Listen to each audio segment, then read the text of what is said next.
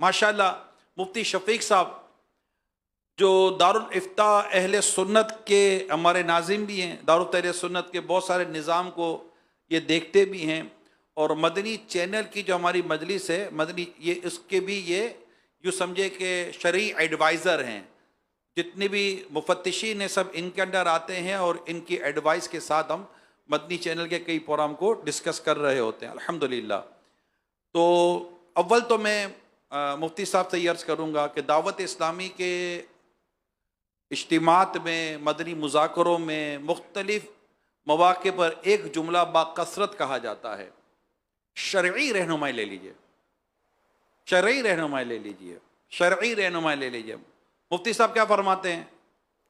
حتیٰ کہ کبھی امیر سنت کے ساتھ بھی کوئی ڈسکشن ہوگی نا تو آپ پہلا سوال عمومی طور پر سوال کرتے کہ شرعی رہنمائی لے لی؟ اچھا مجھ سے میرے مبلغین یا اراکین شورا بعدوں کا ڈسکس کریں گے کہ شرعی رہنمائی لے لی؟ بھائی اگر ہم ساری باتیں طے ہی کر لیں، سارے فیصلے کر لیں، اور شریعت کہتی ہے اجازت نہیں ہے، تو سارے فیصلے تو ایک طرف رہ گئے نا، کیونکہ اہمیت تو شریعت کے حکم کی ہے کہ جو اسلام و دین کہے گا وہی کریں گے، اور دعوت اسلامی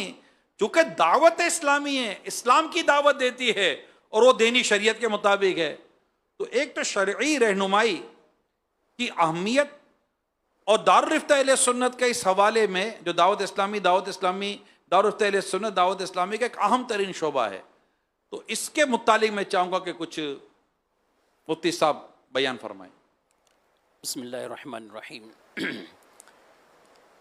دعوت اسلامی کے اس دینی ماحول میں، اور بالخصوص ہم بات کریں قبلہ شیخ طریقت امیر اہل سنت دامت برکاتہم العالیہ، یہ انہی کی ہی تربیت ہے،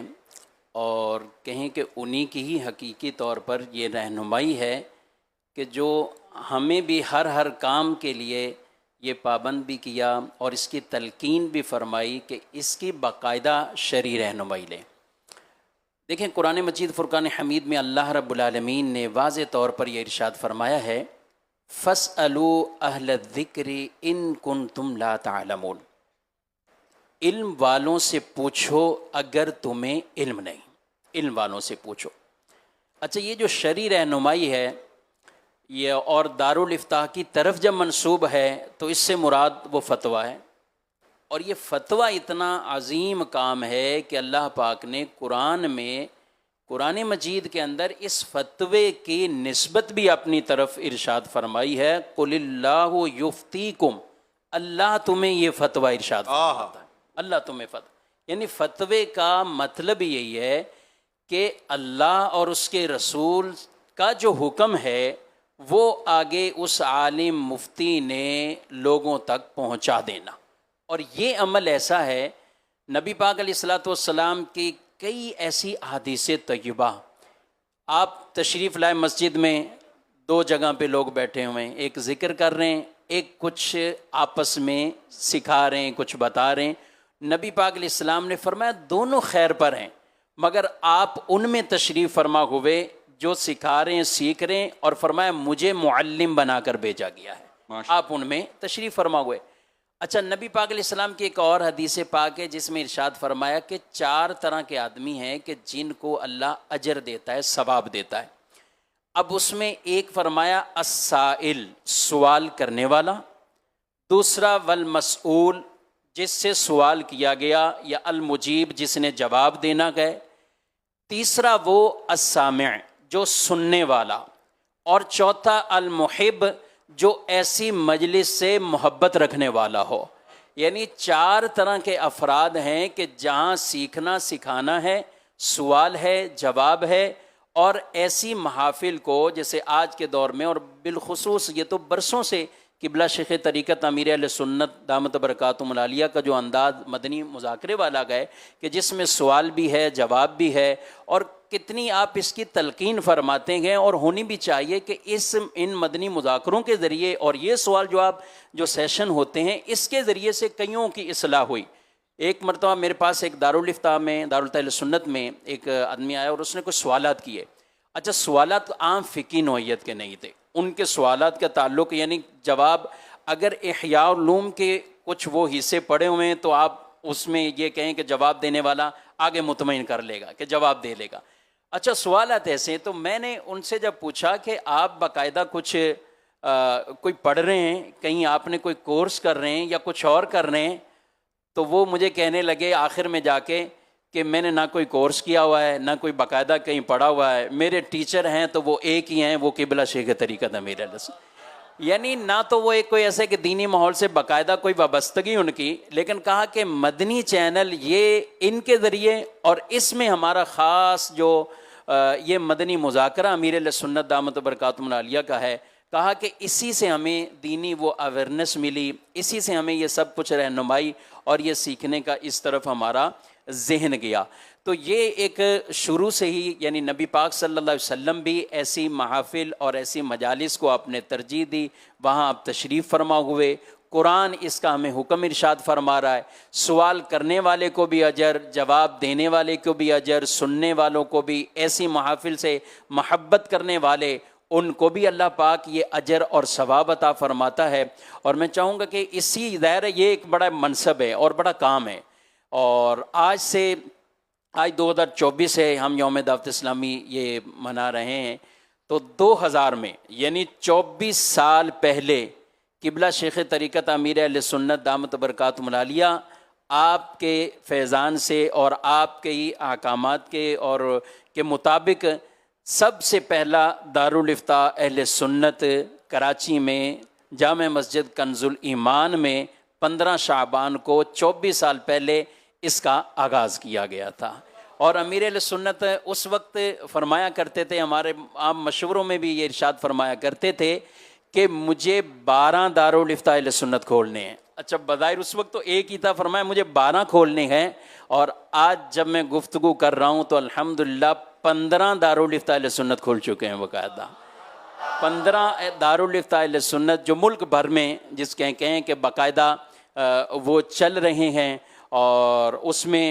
6 دارالافتاء اہل سنت یہ کراچی شہر میں موجود گئے، 3 دارالافتاء اہل سنت یہ لاہور میں ہیں، اس کے علاوہ پاکستان کے جو بڑے بڑے کافی شہروں میں حیدرآباد، ملتان، گجرانوالہ، سرگودا، فیصل آباد،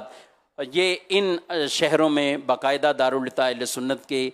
شاخیں موجود ہیں۔ اور الحمدللہ 15 دارالافتاء اہل سنت یہ وہ ہیں کہ جو عام عوام کے لیے، اور اس کے علاوہ اگر ہم اپنے دینی ماحول کی بات کریں تو الحمدللہ افتاء مکتب یعنی تنظیمی دینی شرعی مسائل جو ان سے متعلق ہے، تو کراچی شہر میں بھی، حیدرآباد، فیصل آباد اور لاہور میں 4 مقامات پر یہ باقاعدہ برانچز بن گئیں۔ یعنی فرمایا تھا کہ 12 کھولنے ہیں دارالافتاء اہل سنت، تو یوں دیکھیں تو الحمدللہ بسم اللہ شریف کے عدد کے مطابق 19 دارالافتاء ہیں۔ مگر یوں نہیں فرمایا تھا نا کہ 12 ہی کھولنے ہیں، یعنی نیت یہ ظاہر فرمائی تھی، اور اس وقت بظاہر اس وقت تو حالات ایسے تھے، یعنی 12 کا 12 سن کے بھی ایک وہ لگا۔ 12 کیسے ہوں گے؟ جی ہاں، تو لیکن الحمدللہ۔ ایک اور بات بھی مجھے مفتی صاحب کی گفتگو سے یاد آ رہی ہے کہ اوائل سے شروع سے ہی دعوت اسلامی کی دینی ماحول میں مطالعہ کرنے کا، اسٹڈی کرنے کا ایک ذہن دیا جاتا ہے نا، کہ بھائی آپ رسالے پڑھیں، کتابیں پڑھیں۔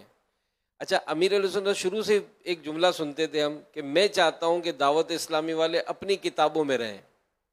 اچھا کتابیں ڈھونڈنے جاتے تو ملتی نہیں تھی، کہ بظاہر یوں مطلب چند ایک اسٹال پر موجود ہوتی تھی، تو وہ بھی کیسا ایک بابرکت ایک جذبہ تھا، اور کیسا اس کا سلسلہ بنا کہ آج میں سمجھتا ہوں کہ جتنی مکتبۃ المدینہ کی ہی پروڈکشن ہے، شاید ہی دنیا میں کوئی ہو جو کہہ سکے کہ میں ساری پڑھ چکا ہوں۔ یہ کمال ہو گیا۔ دارالافتاء اہل سنت ہماری معاشرے میں، جیسے آپ مسجد میں ہوتے ہیں، اقصی مسجد میں، دارالافتاء اہل سنت مختلف علاقوں میں، مارکیٹوں میں، مختلف شہروں میں ہیں۔ سوسائٹی اس سے کیسے فائدہ اٹھا رہی ہے؟ معاشرہ، مارکیٹ، بازار والے، گھروں کے جو لوگ ہیں یا جن کے وراثت کے طلاق کے مسائل ہیں، کیا آپ کو لگتا ہے کہ دارالافتاء اہل سنت نے کئیوں کے وراثت کے مسائل حل کیے ہیں، یا کئی ایسے ہیں کہ جو معاذ اللہ طلاق کے قریب ہیں اور دارالافتاء اہل سنت کی آنا، ان کا انوالو ہونا، ان سے بات چیت ہونا، تو انہوں نے گھر ٹوٹنے سے بچائے ہیں، کئیوں کو سود اور حرام کام سے نکالا ہے؟ جی الحمدللہ دارالافتاء اہل سنت کا چونکہ مین جو کام ہی یہی ہے کہ پہلا باب عقائد و نظریات کے حوالے سے، اور اس کے بعد حلال حرام، اور اس میں سر فہرست چاہے وہ کاروبار کا معاملہ ہو یا نکاح اور طلاق کا اور وراثت کا. یہ ایسے معاملات ہیں کہ جس میں معاشرے کے اندر ان چیزوں پر اور ان ابواب پر اور یہ موضوعات پر کہ لوگوں کو رہنمائی کی اور درست رہنمائی کی بہت ضرورت ہے. اور وہ رہنمائی جیسے امیر اہل سنت آپ کئی مرتبہ یہ فرماتے ہیں نا کہ فتویٰ پوچھنا ہے یا مسئلہ پوچھنا ہے، اور پوچھنا بھی ان مفتی صاحب سے جو باقاعدہ دارالفتاء سے متعلق اور اسی فیلڈ میں موجود ہوں. یعنی بارہا آپ کے زمان مبارک سے اس طرح کے کلمات یہ نکلتے ہیں، اور واقعی یہ بالکل 100% درست ہیں، اور جو فیلڈ سے متعلق ہیں وہ جس طرح اس معاملے کی حساسیت کو اور حقیقت کو اور معرفت سے جو مسئلے کا جواب دے پائیں گے، عام آدمی کا یوں کام نہیں ہوتا. دارالفتاء اہل سنت میں اس طرح کے جو واقعات ہیں جن کی ہم تعداد اگر فتاویٰ کے اعتبار سے دیکھیں تو ہمارے ہاں دارالفتاء اہل سنت میں ایک مہینے میں، یعنی اگر یومیہ کے اعتبار سے دیکھیں اور ایک مہینے کا جو فگر نکلتا ہے تو دارالفتاء اہل سنت سے ایک مہینے کے اندر تقریباً 7,000 جوابات جاری ہوتے ہیں ایک مہینے میں، عام نارمل بھی روٹین کے 7,000 جوابات. اچھا، اس میں جو تحریری اور تفصیلی فتاوی جات ہوتے ہیں ان کی منتھلی تعداد تقریباً 800 ہے کہ جو کئی صفحات پر فتویٰ مشتمل. یہ جو فتویٰ نکل رہا ہے یہ کئیوں کے بزنس کے حوالے سے، کئی طلاق کے معاملات اس میں، اور وراثت کے ایک تعداد ہے. اور یہ بہت بڑا ایک حکم ہے کہ وراثت کو آدھا علم کہا گیا ہے، اور وراثت کا معاملہ کہ جس کا شرعی حق کسی دوسرے کے مال میں لازم اور ثابت ہو چکا ہے، اب اس کے بارے میں آگاہی لینا. بعض اوقات ایسا ویسا ہوتا ہے کہ لوگ یعنی نہ پوچھنے کی وجہ سے ہمارے پاس جب مسئلہ لے کر آتے ہیں، اچھا یہ مال کس کا تھا، اس سے پہلے کس کا انتقال ہوا، کس کا، یعنی 17 میتیں ہو چکی ہوتی ہیں اور معاملہ جوں کا توں ہوتا. اب اچھا ان سے بھی جب ہم مزید پوچھتے ہیں نا کہ آپ اس حوالے سے اب پوچھ رہے ہیں یا یہ، تو وہ یقین کریں یہی بات کہتے ہیں کہ جب سے یہ دعوت اسلامی یا دینی ماحول سے متعلق ہوئے ہیں مر کے اللہ کو بھی جواب دینا ہے. اگر پہلے کئیوں نے غلطی کی ہے اور یہ سلسلہ یوں آگے چلتا ہوا آیا ہے، ہم یہ چاہتے ہیں آپ شرعی تقسیم کر دیں، اور جس کا جو حق بنتا ہے یا ہماری طرف آ گیا ہے ہم اس کا پورا حق اسے واپس. دعوت اسلامی خوف خدا پیدا کرواتی ہے، آخرت کا خوف، قبر کا ڈر، پرسش کا ڈر کہ میں جواب کیا دوں گا. ہم کوشش کرتے ہیں ہر سال دعوت اسلامی کا جو سال پورا ہوتا ہے 42 ایئرس ہوا، 43 ایئرس ہو گئے، تو کچھ سالانہ رپورٹس بھی ہم آپ کو پیش کریں گے. ایک سال میں کیا پروگریس ہوئی. اب ہر شعبے کی پروگریس دینے رہیں گے تو پھر سارا پروگرام ایک پروگریس پہ نکل جائے گا. لیکن اگر میں دارالفتاء اہل سنت کا ذکر چل رہا ہے تو اس سال مجموعی طور پر دارالفتاء اہل سنت نے 1,46,000 سے زائد شرعی رہنمائی کی گئی. دارالفتاء اہل سنت 1,46,000 1,46,000 سے زائد شرعی رہنمائیاں کی گئی ہیں دارالفتاء اہل سنت کے ذریعے. اور اس کے علاوہ جو دیگر جو نجی طور پر جو ہمارے مفتیان کرام سے رابطے ہو کر جو طریقہ کار ہوتا ہے، کئی تو ہماری مساجد کے اندر ماشاءاللہ اس میں رہنمائیوں کا سلسلہ کسی حد تک شروع رہتا ہے. تو یوں دیکھا جائے تو دعوت اسلامی یہ اپنی مثال آپ ہے. میں یہاں پر ایک بات آگے بڑھا کر پھر بلکہ سید عابد شاہ صاحب کی آواز نہیں